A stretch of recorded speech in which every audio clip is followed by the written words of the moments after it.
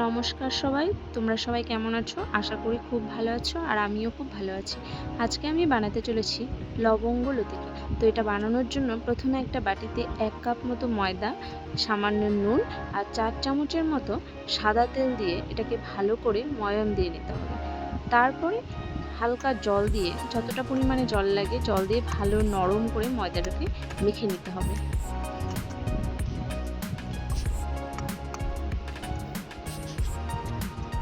আমার মাখা প্রায় হয়ে গেছে। এবার এটাকে আধ ঘন্টার মতো ঢেকে রাখতে হবে।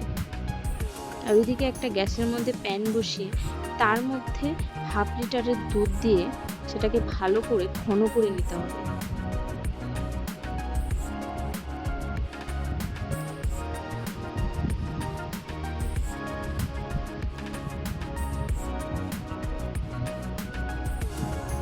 তার মধ্যে একটু গুঁড়ো দুধের পাউডার মিশিয়ে দিলে এটা খেতে আরও ভালো লাগবে, ক্ষীরটাও ভালো হবে।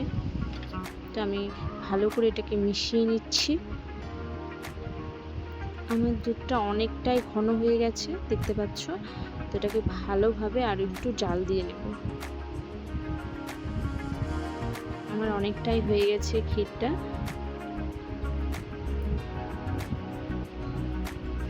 পুরো রেডি ক্ষীর। এবার আমি একটা থালায় নামিয়ে নেব, ঠান্ডা করে নেব ক্ষীরটা নামিয়ে। আর ওইদিকে ময়দা মাখা ছিল, সেই ময়দাগুলোকে লুচি করে নিয়ে সেটাকে বেলে লবঙ্গ লতিকা তৈরি করব।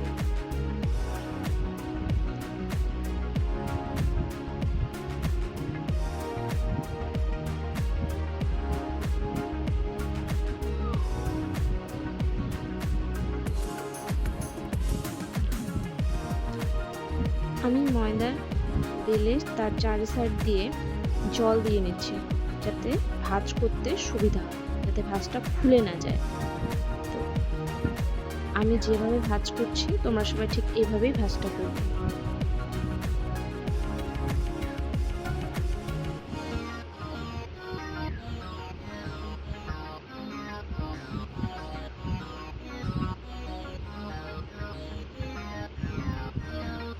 তো আমার রেডি লবঙ্গ লতিকা। এইভাবে আমি সবগুলো বানিয়ে নিয়েছি।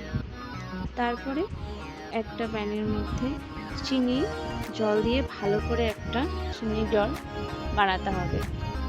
তারপরে কড়াই বসিয়ে কড়াইয়ের মধ্যে কিছু পরিমাণ তেল দিয়ে সেই লবঙ্গ লতিকাগুলোকে ভেজে নেব আমি।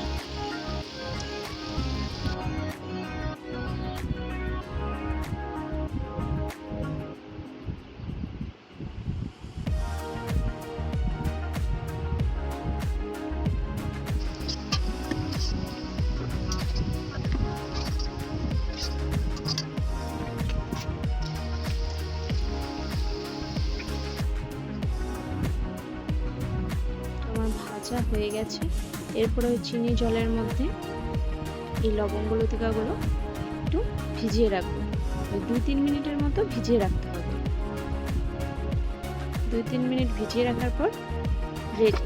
তারপরে সেটাকে প্লেটে তুলে আমার লবঙ্গ লতিকা রেডি। তো তোমাদের কেমন লাগলো রেসিপিটা অবশ্যই বলো। ভালো লাগলে লাইক, কমেন্ট, শেয়ার করো। টাটা।